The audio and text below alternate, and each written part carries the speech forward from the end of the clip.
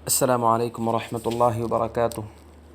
الحمد للہ رب العالمین والصلاة والسلام علی اشرف الانبیاء والمرسلین نبینا محمد وعلی آلہ وصحبہ اجمعین وعلی من تبعہم بإحسان الی یوم الدین، اما بعد۔ محترم بھائیوں، دین اسلام نے جو نیکیوں کی ترغیب دی ہے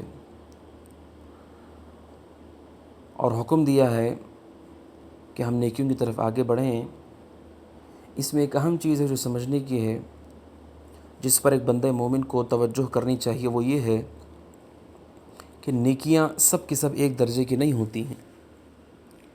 یہ دین کی سمجھ ہے کہ جب انسان یہ سمجھ لیتا ہے کہ نیکیوں کے درجات ہیں تو کون سا اعلیٰ درجہ ہے، کون سا افضل درجہ ہے، تو وہ شخص کم وقت میں زیادہ اجر حاصل کر لیتا ہے۔ کم وقت میں وہ بہت کچھ اللہ تبارک و تعالیٰ کے یہاں اپنے لیے ذخیرہ کر لیتا ہے۔ جب اس کے اندر یہ فقہ، یہ سمجھ آئے گی کہ اللہ نے جو نیکیاں رکھی ہیں، جو درجات، جو نیکیاں کا حکم دیا ہے، ان میں درجات رکھے ہیں، ان میں تفاوت رکھا ہے، ان میں مفاضلت رکھی ہے، ان میں فرق رکھا ہے، ان کے مراتب رکھے ہیں۔ ان مراتب کو جانتے ہوئے جب آدمی عمل کرتا ہے تو وہ شخص اللہ تبارک و تعالیٰ کے ایک تو دین پر عمل بھی کر رہا ہے، اور دوسرا وہ ان چیزوں کا خیال بھی کر رہا ہے کہ جس کا اللہ تبارک و تعالیٰ نے فرق رکھا ہے نیکیوں میں، اور تیسرا یہ ہے کہ وہ بہت کم وقت میں بہت زیادہ اجر کو حاصل کر رہا ہے۔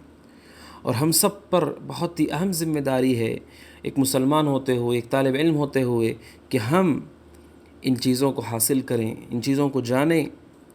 یہ دین کی فہم ہے کہ نیکیوں اور اعمال کرتے ہوئے آدمی کے اندر یہ سمجھ ہو کہ وہ کون سے عمل کو مقدم رکھے اور کون سے کو مؤخر کرے، یہ کون سا وہ عمل ہے کہ جسے ہر حال میں آدمی کو ادا کرنا ہے۔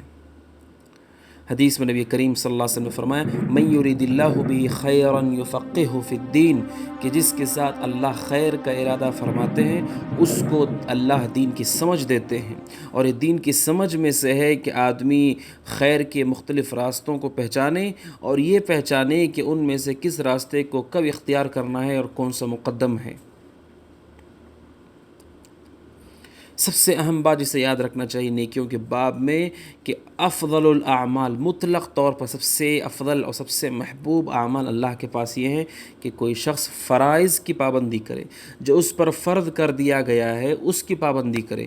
صحیح بخاری میں حدیث قدسی میں نبی کریم صلی اللہ علیہ وسلم نے فرمایا کہ کوئی بھی بندہ اللہ کے تقرب فرائض سے بڑھ کر کسی اور چیز سے نہیں پا سکتا ہے۔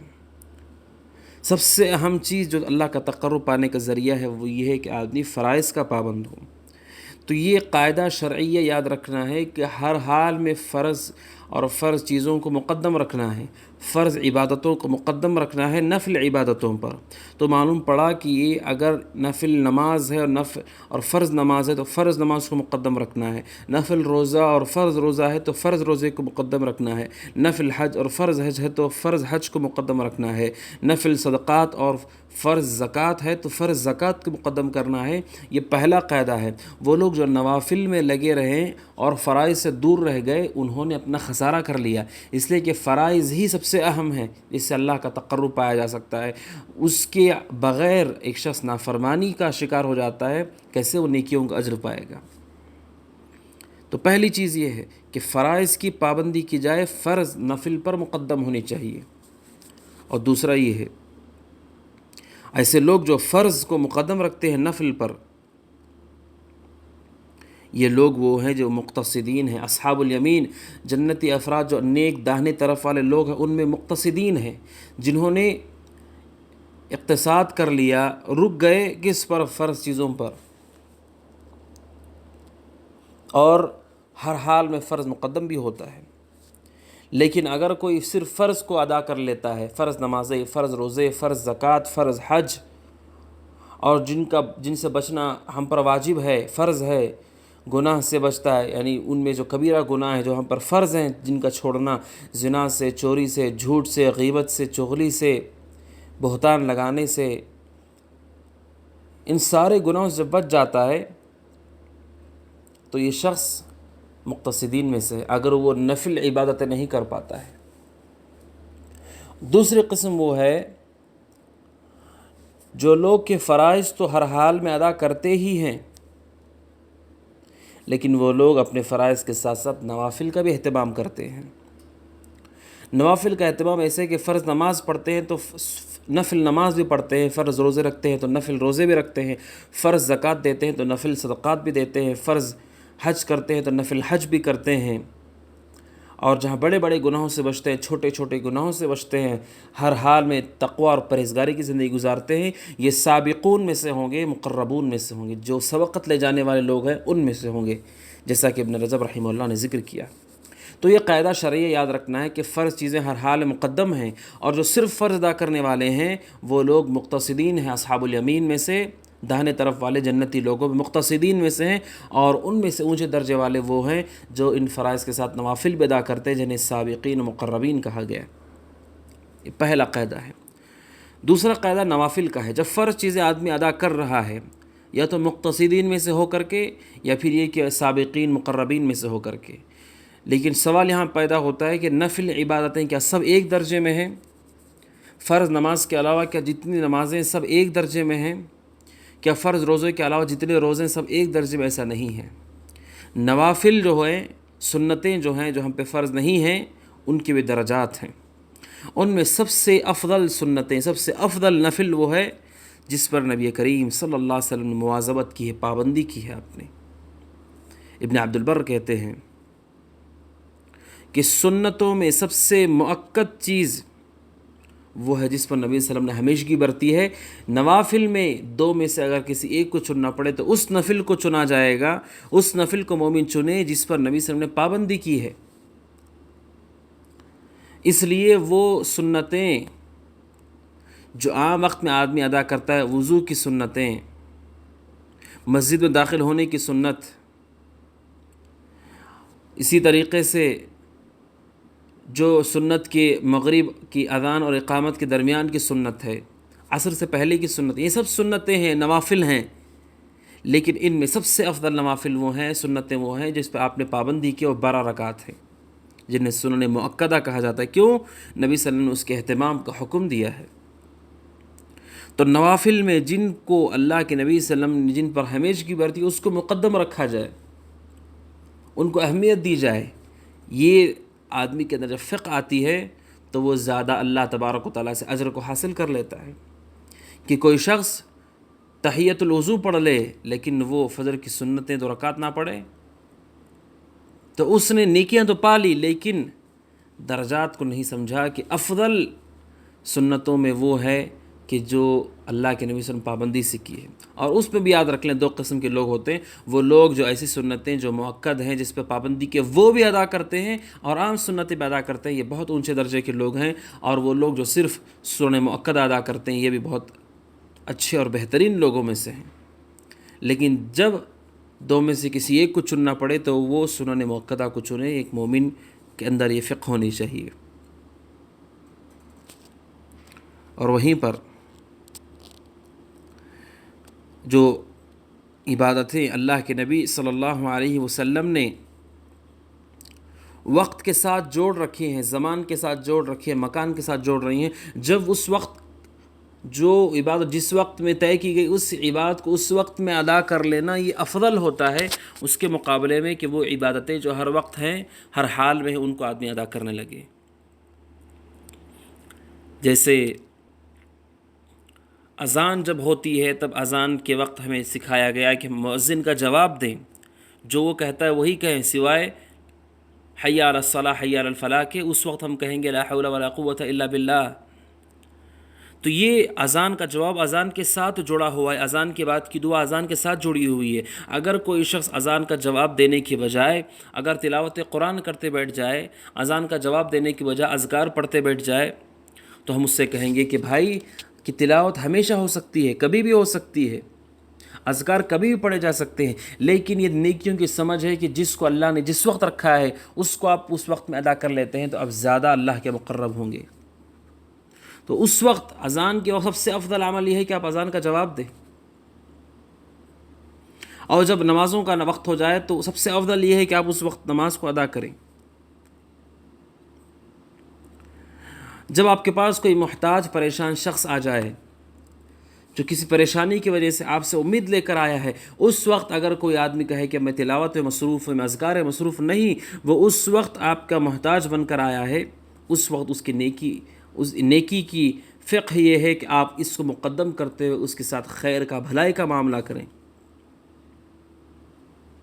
جو وقت طے کیا گیا ہے عبادت کا، اس کو اس وقت میں ادا کر لینا سب سے افضل ترین چیز ہوتی ہے۔ اور جب کوئی تلاوت کر رہا ہو، تلاوت کا اس کا وقت ہے، اس وقت تلاوت کرے۔ جب تلاوت کا وقت ہو، تلاوت کی عبادت کر رہا، اس وقت یہ نہ کہے کہ میرے لیے تو اذکار بھی ہیں، اذکار میں پڑھوں۔ نہیں، آپ اذکار جب پڑھتے ہیں اس وقت پڑھیں، آپ جب تلاوت کر رہے ہیں تو تلاوت ایک اہم عبادت ہے، اس کو آپ ادا کریں۔ جب آدمی عرفہ کے میدان میں ہو، اس وقت سب سے افضل ترین عبادت یہ ہے کہ آپ دعاؤں کے اندر مصروف ہو جائیں۔ اگر کوئی عرفہ کے میدان میں جائے اور وہ دوسرے کاموں میں مصروف ہو جائے تو ہم یہ کہیں گے نہیں، یہ وقت ہے آپ کی دعاؤں کا، آپ کی گریہ وزاری کا، یہ آپ کے حق میں ہے کہ آپ اس کو ادا کریں۔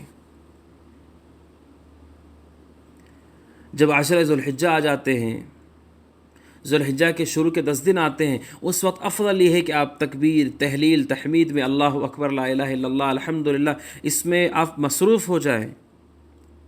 یہ آپ کی دوسری عبادتوں سے افضل مانا جائے گا، جو عبادتیں کہ کبھی کہیں پر بھی کی جا سکتی ہیں۔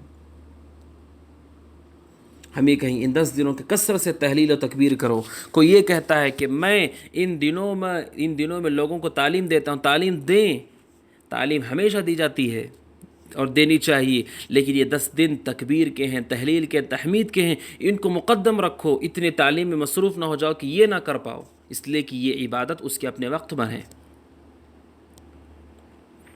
اور رمضان کا جب آخری عشرہ آتا ہے، اس وقت آپ کا اعتکاف میں بیٹھنا مسجد کے اندر، اگر مسجد میں گنجائش ہے، یا آپ کے حق میں افضل ہے، بہتر ہے، اس کے مقابلے میں کہ آدمی دوسرے چیزوں میں مصروف ہو۔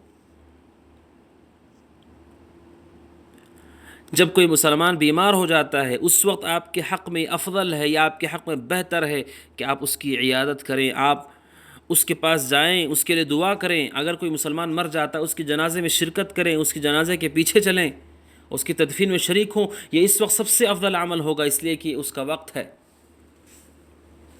اس وقت یہ حاجت آ پڑی ہے۔ خلاصہ کلام یہ ہے کہ ہر حال میں اللہ کی مرضی کو مقدم رکھے، اللہ نے جو عبادت جس وقت رکھی ہے اس کو مقدم ادا کریں، اور ایک عبادت کی وجہ سے دوسری عبادت کو ترک نہ کریں، اہم عبادت کو مقدم رکھیں۔ فرض ہمیشہ نفل پہ مقدم ہے، لیکن اس کا مطلب یہ نہیں کہ نفل چھوڑ دیے جائے۔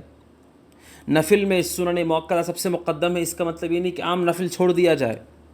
وہ عبادتیں جو زمان و مکان سے جڑی ہوئی ہیں، اس کا مطلب نہیں کہ دوسری عبادتیں چھوٹ جائیں، اس کو بھی آدمی ادا کرے، لیکن اس کو مقدم رکھے، اس کو پہلے درجے میں رکھے، اس کو زیادہ ادا کرے۔ اس تفصیل کو ابن قیم رحمہ اللہ نے مدارج السالکین میں ذکر کیا ہے۔ کہتے ہیں فالافضل فی کل وقت وحال ایثار مرضات اللہ فی ذلک الوقت والحال، کہتے ہیں کہ ہر وقت اور حال میں افضل یہ ہے کہ آدمی اس وقت اور اس حال میں جو اللہ تعالیٰ کی رضا کا ذریعہ ہے اس کو آپ سب سے مقدم رکھیں۔ اس وقت اور اس حال میں جو اللہ تبارک و تعالیٰ کے سب سے مقرب ہے اس کو آپ مقدم رکھیں۔ کوئی شخص قرآن کی تلاوت کرتے بیٹھا ہے، دیکھا مسجد میں جنازہ حاضر ہو چکا ہے، یہ فقہ ہمارے اندر ہونی چاہیے کہ وہ کہے کہ میں تلاوت کر رہا ہوں لہٰذا وہ جنازے میں شریک نہیں۔ وہ اس وقت یہ جنازے کی نماز ادا کرنا اہم ہے، آپ اس کو ادا کریں، اور باقی عبادت وہ ہر حال میں کر سکتا ہے۔ تو یہ نیکی کے درجات ہے، تفاضل ہے، اس کا جاننا چاہیے، اس کا علم حاصل کرنا چاہیے ایک مومن کو، اور جان لینا چاہیے کہ ان ساری بنیادوں کے ساتھ دل میں 2 چیزیں ہونی چاہیے، ایک کہ صرف اللہ کے رضا کے لیے، اور دوسرا نبی کریم صلی اللہ علیہ وسلم کے طریقے پر ہونا چاہیے۔ اور ان ساری عبادتوں کو ادا کرنے کے لیے اللہ سے توفیق مانگنی چاہیے، اللہ سے دعا کرنی چاہیے کہ اللہ ہمیں نیکیوں کی سمجھ عطا فرما، ہر گناہ سے دور کر دے، چاہے چھوٹا اور بڑا ہو، لیکن نیکیوں کے کرنے میں ہمیں سمجھ و توفیق دے، اس کی دعا کرنی چاہیے اور اس کا اہتمام کرنا چاہیے۔ اللہ تبارک و تعالیٰ سے دعا کہ اللہ تعالیٰ ہم سب کو نیکیوں کے درجات کو سمجھنے اور ہر نیکی کو ادا کرنے کی، اس کے وقت میں ادا کرنے کی توفیق عطا فرمائے، آمین۔ وصلی اللہ وسلم علی نبینا محمد وعلی آلہ وصحبہ اجمعین. السلام علیکم ورحمۃ اللہ وبرکاتہ.